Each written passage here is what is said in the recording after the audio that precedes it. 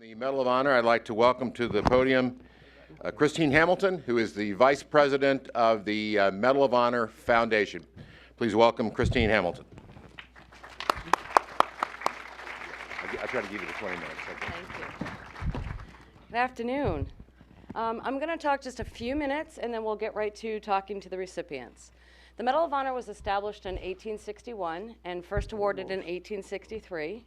It is the highest award for valor against an enemy force that a member of the U.S. Armed Forces can receive. The medal is presented in the name of Congress, typically by the President, and it's officially called the Medal of Honor. It is not the Congressional Medal of Honor, just to educate you a little bit. It is the Medal of Honor. Less than 3,500 Medals of Honor have been awarded, and there are only 78 living recipients today. No, sir. No. Although the medal is awarded to different branches of the military for varied actions and conflicts, there are some core values embodied in the Medal of Honor: courage and sacrifice, commitment and integrity, citizenship and patriotism. The values are certainly embodied in the three men we have with us here today, so I'm just going to briefly introduce them. First, we have Hershel Woody Williams, who is directly to my left here. Woody is the last surviving Medal of Honor recipient from the Battle of Iwo Jima. Corporal Williams' actions took place on February 23rd, 1945, when American tanks trying to open a lane for infantry encountered a network of reinforced concrete pillboxes, buried mines, and black volcanic sands. Williams went forward alone with his 70-pound flamethrower to attempt a reduction of devastating machine gun fire from the unyielding positions. Covered by only 4 riflemen, he fought for 4 hours under terrific enemy small arms fire and repeatedly returned to his own lines to prepare demolition charges and obtain serviced flamethrowers. He returned to the front, frequently to the rear of hostile encampments, to wipe out one position after another. On one occasion, Woody mounted a pillbox to insert the nozzle of his flamethrower through the air vent, killing the occupants and silencing the gun. On another, he charged enemy riflemen who attempted to stop him with bayonets and destroyed them with a burst of flame from his weapon. His actions were instrumental in neutralizing one of the most fanatically defended Japanese strong points encountered by his regiment. Woody's actions occurred on the same day as the raising of the U.S. flag on Iwo Jima, although he was not able to witness the event. He was presented the Medal of Honor by President Harry Truman on October 5th, 1945. Woody Williams. Thank you. Next, on the far end, is Bruce Crandall. On November 14th, 1965, Bruce Crandall was assigned to A Company, 220th Assault Helicopter Battalion during the Battle of, Bruce, correct me, Drang Valley. Thank you. I never say it right. Crandall's helicopters evacuated more than 75 casualties during a flight day that started at 6 a.m. and ended over 16 hours later. Throughout the day, his aircraft was so badly damaged that he had to switch helicopters several times. As Major Crandall and his first 8 helicopters landed to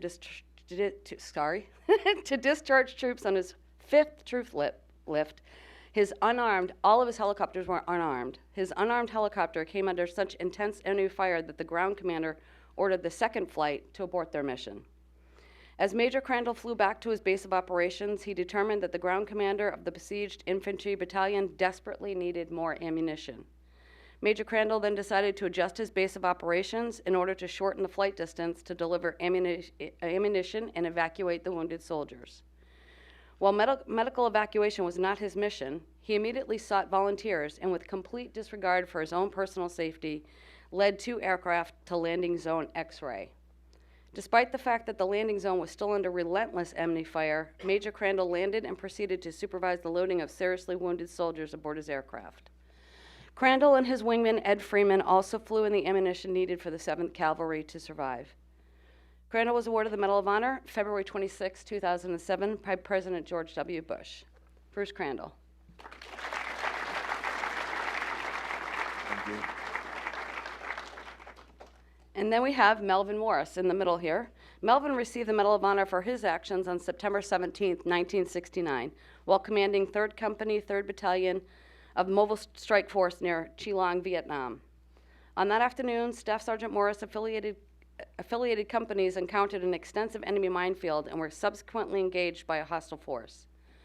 When Morris learned that a fellow team commander had been killed near an enemy bunker, he immediately reorganized his men into an effective assault posture before advancing forward and splitting off with 2 men to recover the team commander's body.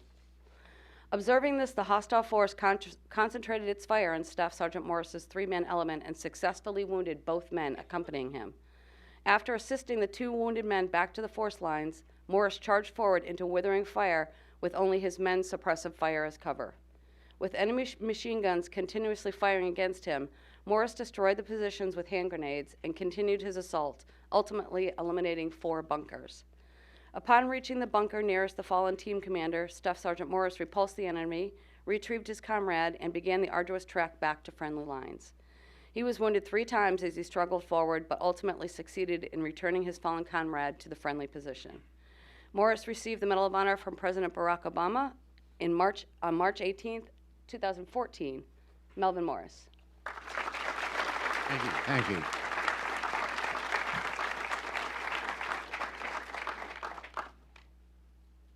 I don't think, is it working? Oh. All right. Hello, gentlemen. It's good to see you. So some of you may have noticed the dates on which they had their action and received their medal. Woody received his medal 8 months after his action and has been a Medal of Honor recipient for 70 years. But Melvin and Bruce, you notice, Bruce was 42 years after his action and Melvin was 45 years after his action. So Bruce, I'm going to start with you. Can you tell me why the delay in the awarding of your medal? Well, am I on? There was 2 of us got the medal on the day that I got mine. Ed Freeman was my wingman. When I came back after the 5th flight, I had 3 dead and 3 wounded on my aircraft. My crew chief had been shot through the throat, and the landing zone had turned into a very hot area, so when I came back, I asked for a volunteer to go with me because I never flew with less than 2 aircraft. In case one goes down, you have some cover. Anyhow, Big Ed stepped forward and said he was going to take the flight. I explained to him I was the commander and I'm going. Now, if you want a volunteer to go, you just tell me that you're volunteering. And he says, you misunderstand me. I'm going. You stay here. That's what the commander's supposed to do. Well, Ed had been my boss in Panama. I got promoted and he didn't. He quite obviously didn't understand that. So I explained it to him in very short words. And so he followed me, and for 14 and a half hours we carried in and out, took ammo in and brought people out. We took so much ammo in, it took Chinooks to bring it back out 2 days later. The infantry, shooting as much as they did, still had all that ammo left. One of the guys that we took out is a Medal of Honor recipient, Joe Marm, and he'll be here in a couple of days. In a couple of days, it's been 50 years since that battle took place. The delay, Freeman got his award from the first award that President George W. gave, and then I got picked up 6 years later, 7 years later. The delay was caused by several things. One is they didn't want aviators to necessarily get the award. They couldn't figure out, why should an aviator get the award? He didn't get out of his helicopter and do anything. Well, I should have left them, and they'd remember in a hurry why. Anyhow, our division didn't give an award higher than Distinguished Flying Cross, and it could be given at division level and didn't create a problem for administration. So when in 1994, I think it was, a bill was passed in Congress requiring the services to reconsider awards. And it was aimed at the Tuskegee Airmen and the Japanese Americans in the Second World War and later. So they picked up Teddy Roosevelt, my wingman, and then later me. We were just damn lucky that Congress passed that bill, because I wouldn't be sitting here. But I wouldn't have missed this for anything because the 50th anniversary on the 14th, there'll be a lot of guys that still owe me a parking place in their driveway. We've got one of them, Joe Marmite, mentioned his name. He's got 6,000 pigs, and I want to bring up the fact that I've negotiated with him. All I wanted was 2 when we started. Now I'm down to 1. And Joe's one of the finest men you ever hope to meet, but he's real tight with his pigs. Thank you. Melvin, how about your award? My story is a little different. I was awarded the nation's second highest decoration in April 1970 after the action in Vietnam. And I never was recommended for the Medal of Honor. And I never ever thought that I would receive it. And 45 years later, well, actually 44 years later, they were reviewing records, and they started back in 2002 under George W. Bush. And they reviewed 6,500 Distinguished Service Crosses, the nation's second highest decoration. And out of that 6,500, they pulled my name. And, and that's how it happened. Now, it was said it was because discrimination. That, being a person of color, that I wasn't looked at as hard as others, which I can't tell you yay or nay, which I don't know. But, this is what they say. And so subsequently, that threw me into the review. And after they reviewed my action, they considered that, this person should have received the Congressional Medal of Honor. And at that point, I was recommended for it and received it, which I'm very proud. I never, even though I had the nation's second highest decoration all through my military career, I never dwelled on a thought of receiving the Medal of Honor.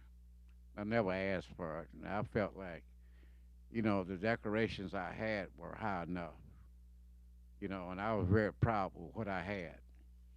And, and I'm overwhelmed and very proud.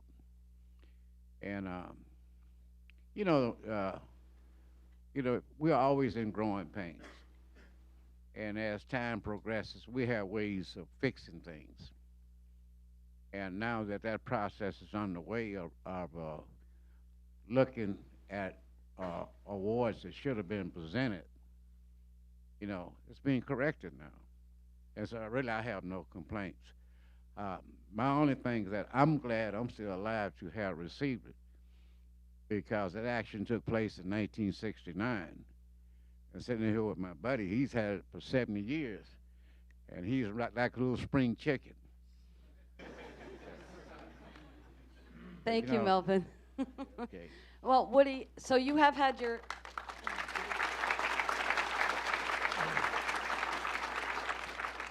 You received your medal 70 years ago. Let me ask you, when you received your medal, there were probably several hundred recipients still alive, is that correct? 200 or 300, I believe. And now there are only 78. Do you feel there's more pressure on you as a Medal of Honor recipient to represent the medal now than there was when there were so many? No, I really don't think so. I can remember the first meeting that we had in New York City way back in 1947. And we were trying to form the Medal of Honor Society because there was no organization where we could get together. And there, at that meeting, there were around 425 of us. So we formed the society just so that we could have some fellowship with each other. But at that time, we set the meetings every 2 years. We would have a convention, we called it, every 2 years. And that went on for a great number of years.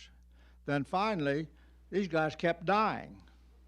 The World War I guys and the Spanish-American War guys, they kept dying, so somebody decided we better get together a little more often because we would have a great number of individuals pass on in 2 years.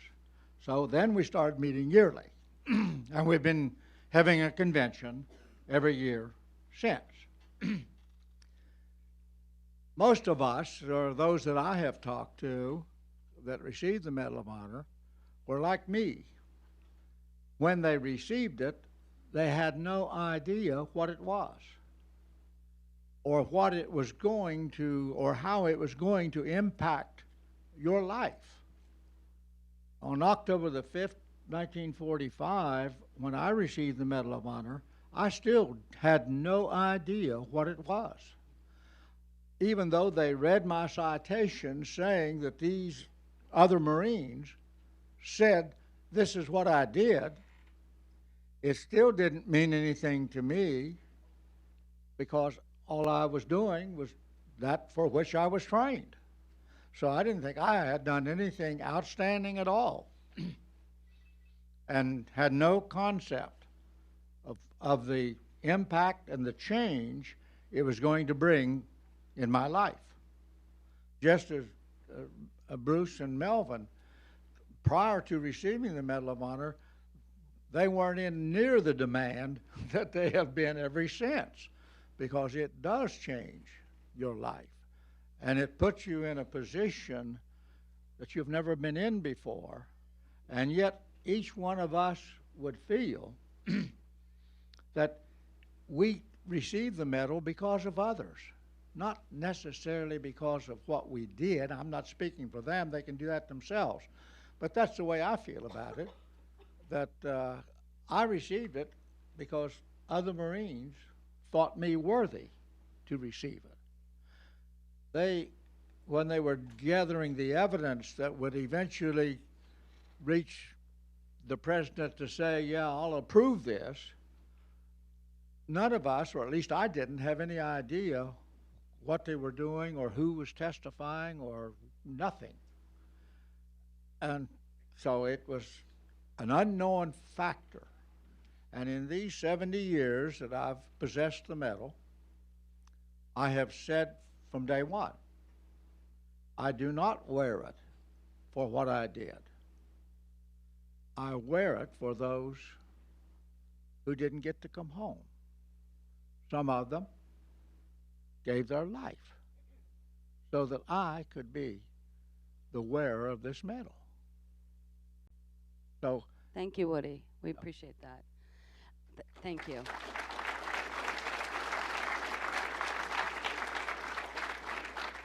I want to give the audience enough time to ask questions, but I just want to briefly touch on a couple of topics that I know are near and dear to these gentlemen's heart. Woody has the Hershel Woody Williams Medal of Honor Foundation that he has established. Would you tell us just briefly about that organization? Yeah, several things go on in life, and for whatever reason, we as Americans and communities all over the country have done a pretty good job of recognizing our veterans. We have a Veterans Day parade and Armed Forces Day parade. We do a pretty good job of giving recognition for people's service. But one of those groups of people that we absolutely have forgotten in America were the relatives, the loved ones of those who gave a loved one so we could be free. If those individuals had not been willing to give their life for our freedom and for our country, we wouldn't be free and be America as we are. So we failed to recognize those families. We've recognized Gold Star mothers pretty well. We have a number of communities around over the country that have erected something in recognition of Gold Star moms. But did you ever hear of Gold Star dad? No. We paid no attention or tribute to Gold Star dad or Gold Star grandpa or grandma or cousin or uncle or aunt. Nothing. And 2013, we were opening a brand new veterans cemetery in West Virginia. And a father had said to me, when I was talking about Gold Star mothers at a speech, he came to me later and he said, crying, tears were rolling down his cheeks, and he said to me, dads cry too. And at that point, I decided we must do something to pay tribute to the 11,000 names we have on a monument on our Capitol grounds of those who gave their life in combat for our freedom. And we had never paid any tribute to the relatives of those people. Well, we did. On October the 2nd, 2013, West Virginia established the first Gold Star Family Memorial for families, honoring those who gave a loved one so we could be free. That's terrific. Our goal is to have at least one in every state, one in many communities. We have got 8 in 6 states.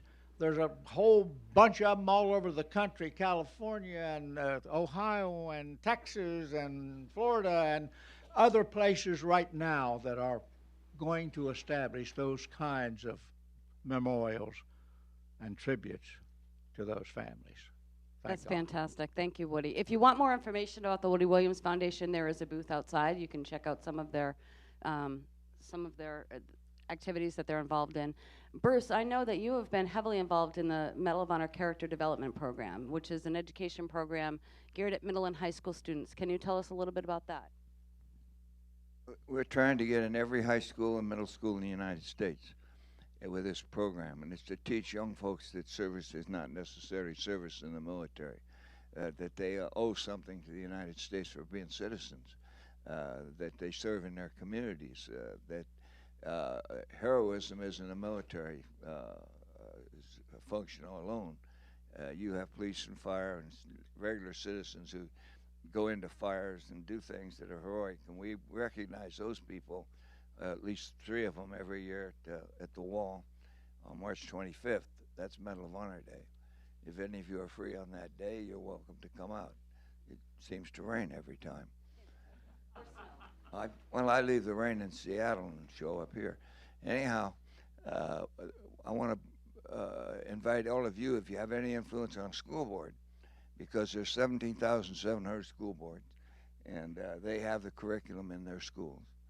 And we train the teachers, we put substitute teachers in the classroom, and we give them the curriculum and the ability to present these programs in any manner they see fit. We're not trying to get recruits in the military. That's the last thing in the world we're trying to do. What we're trying to do is bring up the quality of our young folks so they understand that how much they've gained by being born in the U.S. One other comment I'd like to make is that the Medal of Honor, we all wear this as for others. The first thing that happens when you get a young recipient in the War on Terror, they say, well, I didn't do anything. I don't deserve this. And I usually walk up to them and I take a look and I see they've got a good conduct medal on. And I say, well, you're willing to wear that good conduct medal, and even your mother wouldn't believe you deserve that. So I have them wear a good conduct medal under their collar, because my mother wouldn't believe I deserve it either. But this medal, we understand that we are recipients. We're not winners of anything. We're recipients, and we wear it for those that didn't come home or those that fought with us. And one comment I made about the reconsideration. The reconsideration of awards didn't give anybody an award that didn't deserve an award. That reconsideration was tighter than my shorts.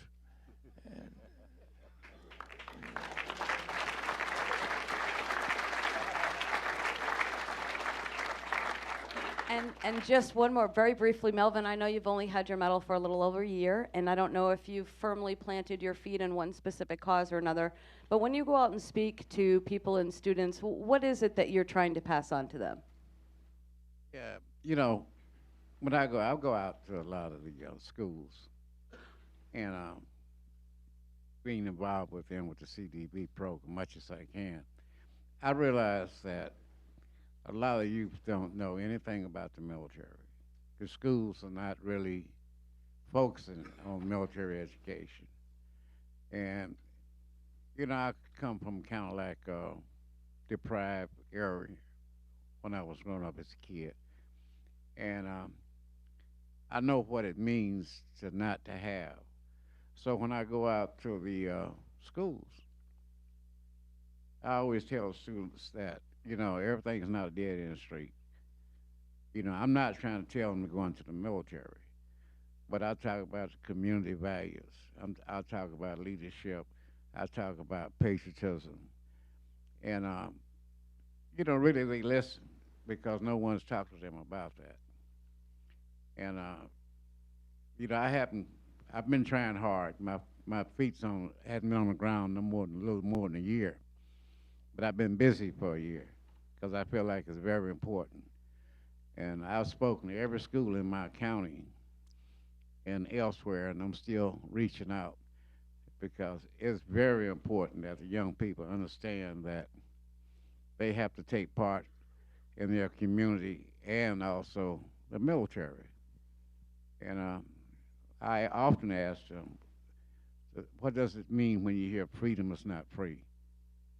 You know, because they take it for granted. And actually, a lot of the country take it for granted. You know, if it wasn't for the military, we'd be speaking a different language, period. And so it's very important to me. And I'm working with them as best I can.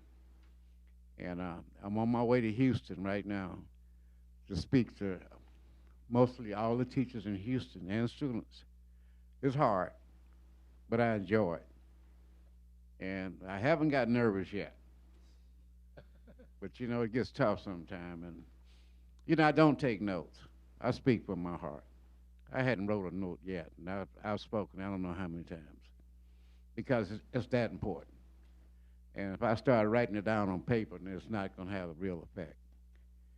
But, you know, educating our young people, you know, I don't know what I should tell you or not, but I'll show you how important this is.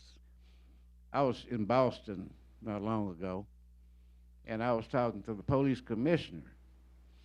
But he gave us a spiel of what happened that day with the Boston bombing, the marathon bombing. And he said that he felt like he failed, he didn't do his best. And it kind of hurt me because I stopped him later. I said, don't ever say that again. I say, if you look at actually in combat, I said, your mind took a little dip to reanalyze what's going on and so you can get yourself together. And you told me after you got yourself together, you started to react, take charge, and do whatever you had to do. I said, that's common. I said, you did not fail. You had a tough job to do, and you did it. You're a hero. And I say, don't ever do it. I mean, I really got upset. My wife will tell you, because this man had commissioner of the police department. He had to get everything rolling, everything clicking just right. And he managed to do it. But he just took a little moment, hesitated, you know, so his mind can get together. And that happens even in combat. You're just not instinctively just going to do it like this, you know. But, you know, he had this training and experience. He just had to get it up. And it took him a few seconds, a few minutes to get it together, but he done it. And, you know, that's why I feel like it's important.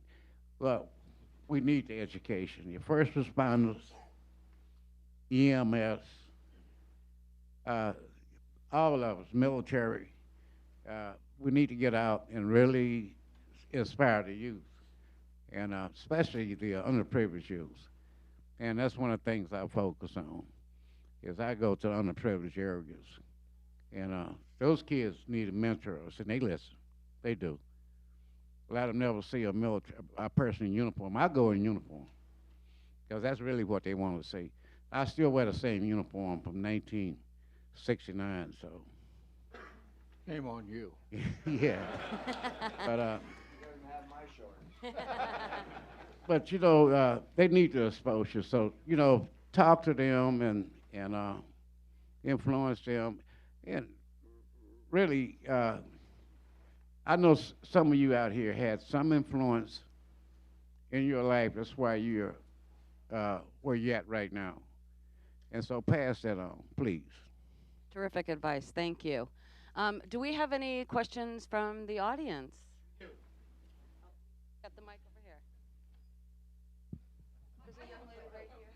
I have a question. One up here in front. Let me ask my question real quick. Colonel Crandall, I have seen the movie We Were Soldiers Once, and I wondered how accurate that movie was to what really happened.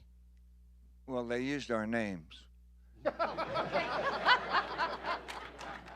I got And I you. was on the set quite a bit. It was pretty accurate. Randy Wallace, who directed it, also wrote the screenplay. He did Braveheart and Pearl Harbor, and he wasn't satisfied with those two.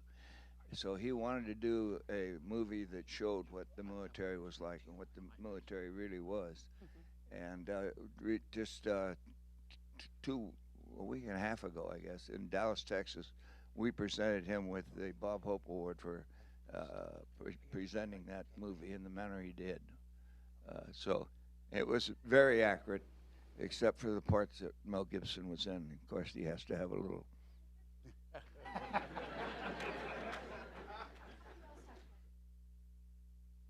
Question here?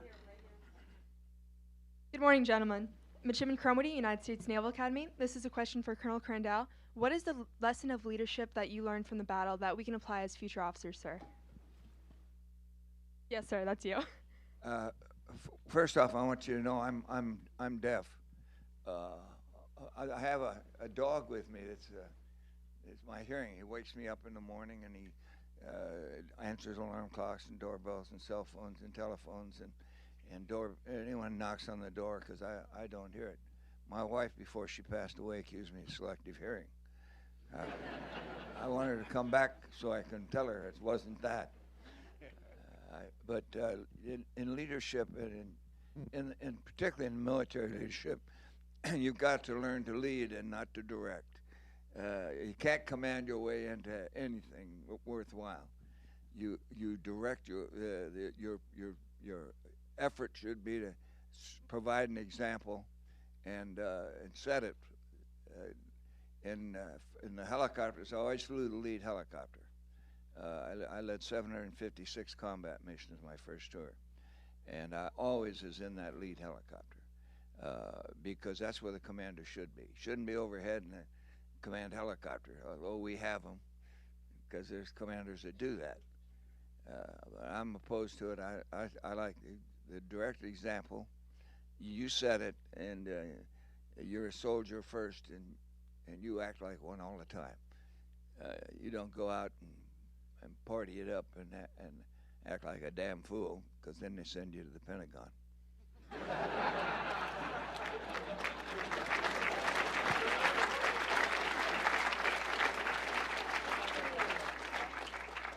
I think there's two types of leadership. One is, and I did it for 63 years, I followed every order my wife gave. The other is that you take charge. If it is your responsibility, if somebody has placed enough confidence in you that you are in charge, then you must demonstrate that you are in charge, because not everyone is going to follow you if they have any doubt of what you're doing. So I think there is two types of leadership. All of us will have somebody over us. Even, I guess, the president, because you vote or you don't vote. So everybody has a supervisor of some kind. And if that supervisor gives you an order, then you assume that responsibility that's been placed upon you. And to me, that's leadership. That responsibility, you understood that. A question up here. Yes, to the panel, there's been at least two, I think now, three references to family as part of impact in your lives, both for leadership as well as after the medal. Could you speak, each one of you, as to how the family supported you, your experience with the family after you came home and after receiving the medal? I was one of the luckiest men in the world. I met my wife when I was 19. She was 16. I proposed. She delayed me for 4 years. But I had her for 54 years. We had 53 homes. We had 52 homes in 44 years because once I got out of the service, we stopped moving so much. But we had 3 sons. All of them have master's degrees. All were Eagle Scouts. And my wife was the example that did all that because I was gone. Even when I was home, I was gone. So it was very difficult. I didn't understand it all until I came home the second time, and I was in a hospital at Madigan. And every day she would come down. And finally she said to me, looking down on the bed, Bruce, when you were in Vietnam, you weren't a pain in the ass. That gave me the picture that maybe I shouldn't expect her to be there every day. She had the 3 sons. She had everything to do that she had to do while I was in Vietnam. And I didn't understand that well enough. I did after that. When you're laying in a bed, you're kind of, she could have hit me with a... She never did. She never did, but she said she raised 4 boys. Let me speak on that a little bit, too. Our story a little similar. Met my wife in 1961, and I married in 1961. And we still together, and she's sitting here now. And yeah. And that's 55 years, but she'll tell someone right quick that she's my biggest supporter. And she really is on the ball. And, you know, back in the early days, they didn't have all the family support for the wives. And really, she had to struggle.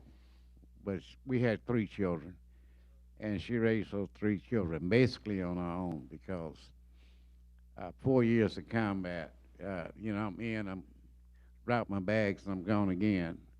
And I know it worried her to death. I know that. But she held it together because it's tough on the wives. It's tough on the wives. I even know that first responders' wives, you know, they complain sometimes. It's tough, you know. But you know, I'm glad she stuck by me, and families really need to be recognized, especially the wives. Very important. And one of the reasons why I volunteered for combat is because of my family. You know, I know it's very important to protect your family. And if you really want to make someone mad, if you threaten a family, or the family dog, then you got to fight on. And I tell people, I say, when it gets to the point that you don't hear the dogs bark and you don't hear the babies cry, we're in trouble. So we want those things to continue. So we have to stay strong, stay vigilant.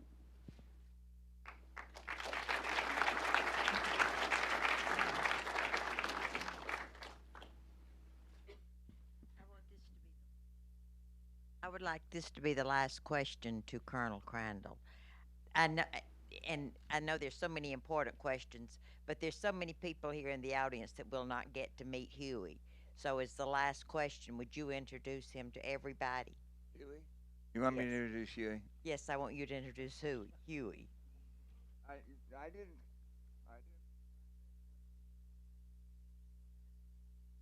All right. Hello, Huey. Hello, Huey. He seems to know who asked the question. I've met him before. Oh, stretch. No, don't check shoes. Come here. Huey, Little mop. bye-bye. Bye-bye, Huey. Bye-bye. Oh. Look, he says, everybody's clapping for me. Down. We're Bang, bang, dead dog. Oh. Bang, bang. You're dead. Down, dead dog.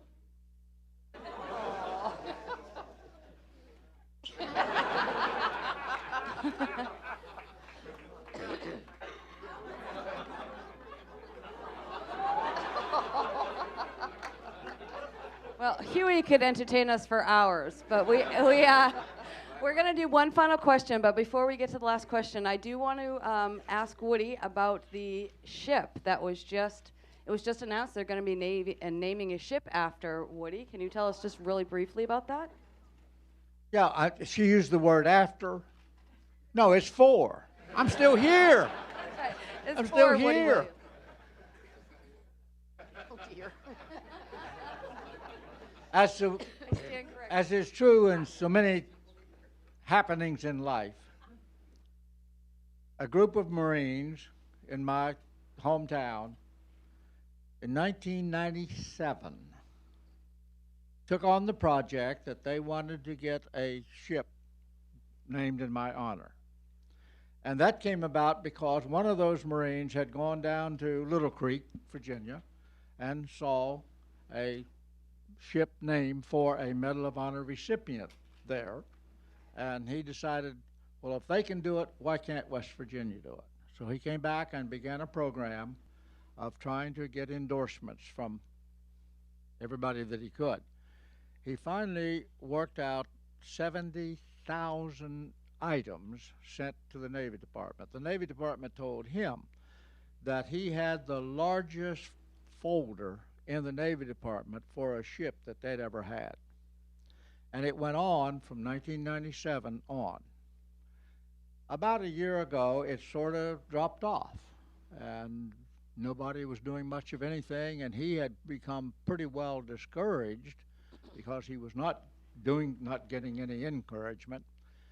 And but in his mind, he said they've got to do it eventually because of the material that is there. They cannot throw it away. They cannot ignore it. So someday it's going to happen.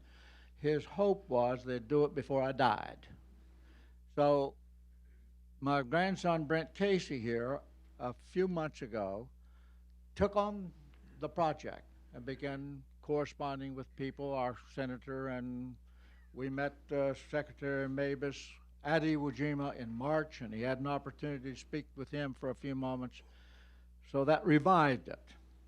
And still, I thought it was dead. I really never thought I would ever have a ship in my honor.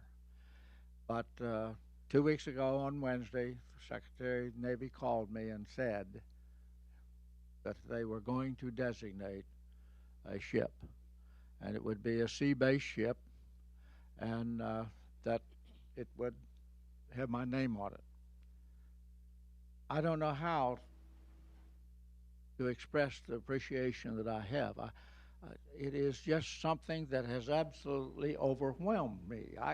I can't imagine my being in that kind of a position. It still hasn't really registered. Maybe when I break the bottle on the bow, it will register. But until that time, I don't know. I'm still wrestling with why me? Why me? When so many individuals gave their lives so we could be free, and I'm still here to be able to enjoy that. So the question of why me is unanswered. I don't know the answer, but I am most. So do we have time for one more, or are we? One more question. One more. Right here.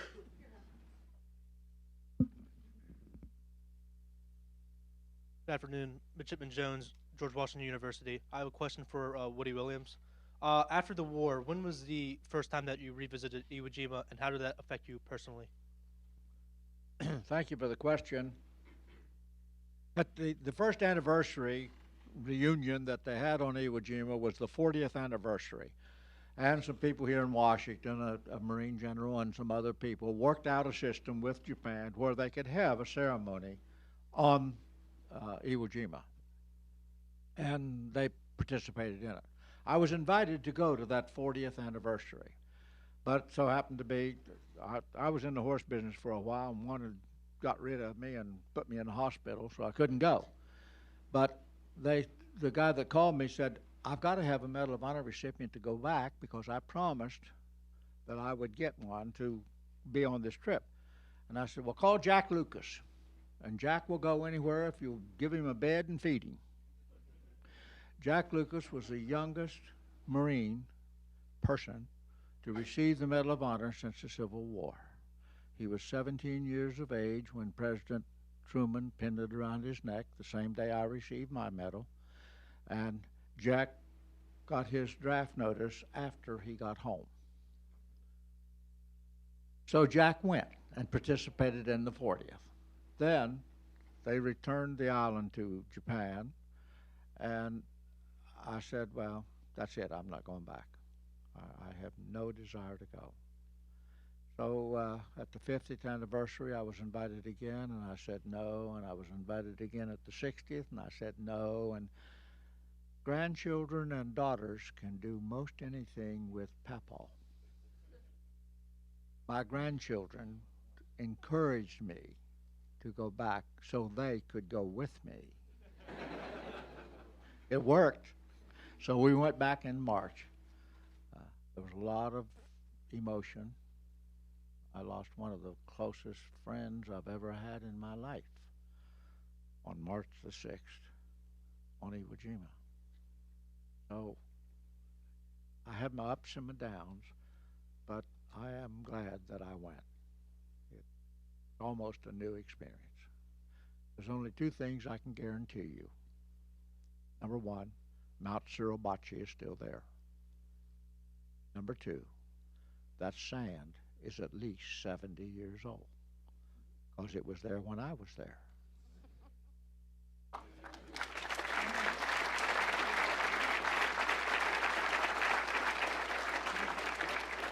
One thing I'd like to recommend to all of you is keep track of your friends, and you can do it on computers now, but when you have anniversaries, and you will have the picture so you know who they are. Because Put your name on the back. yeah, that's it. You're gonna grow. Some people won't know you. They won't recognize you, but you should keep a record. I have a high school classmate that has kept our class together since 1951. There's the first Wednesday of every month. There's a lunch, and they remember me as being 5'5" and weighing 145 pounds, and getting beat up by Marcia Cass in the lunchroom. But you'll really value the friendships you're making now, and the ones you'll have for the rest of your life. So whether you're in the military or whether you're a civilian, you will always have those memories, and keep them alive. Keep them alive. They're worth having. Well, I'm sorry our time is so short today, but I hope that you find these men as inspirational as I do every single day, being so privileged to know and work with all of them. And I think we're finished, correct? That's correct. Thank you, Christine. Members of the panel.